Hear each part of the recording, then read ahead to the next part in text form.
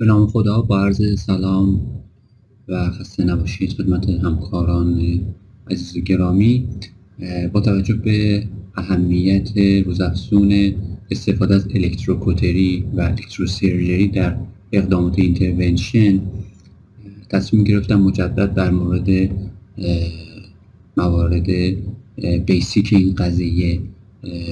در خدمت شما باشم تا شاهد گسترش اقدامات تهاجمی مفید برای بیماران باشیم. به عنوان الکتروکوتری اسیستد ترانسپتال پانکچر در خدمت شما هستم. در مواردی که ما میخوایم به هر دلیلی از دهلیز راست وارد دهلیز چپ بشیم و میخوایم سپتوستومی بکنیم، گاهی اوقات به دلیل سپتوم آنوریسمال یا سپتوم ضخیمی که هستش این امکان وجود نداره با روش معمول و امکان داره فیل بشه سپتوستومی ما. در این موارد وقتی که ما سوزن بروکنبرو رو روی سپتوم داریم، میتونیم با استفاده از انتهای وایر 14000 یا استفاده از رادیو فرکانسی یا استفاده از وسایل پیشرفته تری که متاسفانه در حال حاضر در اختیار ما نیستش، مثل سوزن سیف سپت یا بیلیز، این کار رو انجام بدیم. در مورد الکتروکوتری اسیستد ترانسپتال پانکچر، این تکنیک با استفاده از انرژی RF که ما به انتهای نوک نیدلمون یا نوک وایرمون اعمال میکنیم، امکان این وجود داره که ما بتونیم از قسمت‌های ضخیم و فیبروتیک عبور بکنیم. انرژی RF که از طریق اون نیدل بروکنبرو یا گاهن وایر استاتو در پروسیجرهای دیگه اعمال میشه، موجب در عبور سیف سوزن یا وایر ما خواهد شدش. مزایای این کار به این صورت هستش که خب ما با این کار فورس کمتری رو روی نیدل میذاریم و کنترل شده تر هستش ورود نیدل ما به داخل ای، و خصوصا در مواردی که ما سپتوم آنوریسمال داریم امکان صدمه به دیوار پوستریور دهلیز راست و بافت‌های مجاور بسیار کمتر خواهد شد. خب اما این کار بدون ریسک هم نیستش، خصوصا مواردی که ما امکان داره یک میکروتروموس های ایجاد بشه و باعث ایجاد آمبولیزیشن بشه که معمولا با گسترشی که انجام این روش داره کمتر گزارش شده ریسک ها، و برخی از کاربرا به خاطر کاهش این ریسک از تزریق هپارین لودوز به اندازه 2500 واحد قبل از سپتوستومی با الکتروکوتری استقبال میکنن.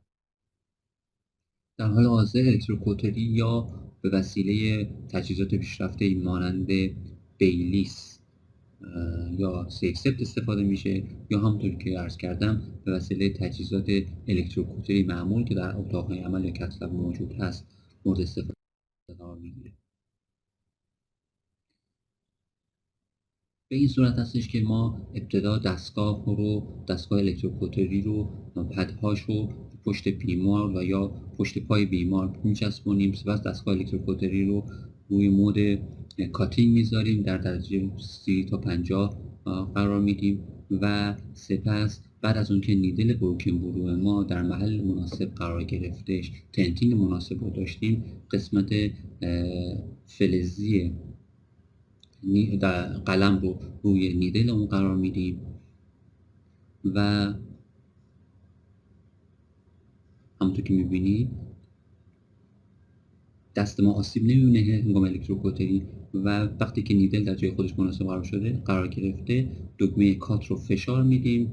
و این الکتروکوتری منتقل میشه به نوک نیدل ما و به راحتی وارد دهلیز چپ خواهیم شدش. همونطور که میبینید پس دکمه کات انرژی 50 وات و همونطور که دست ما روی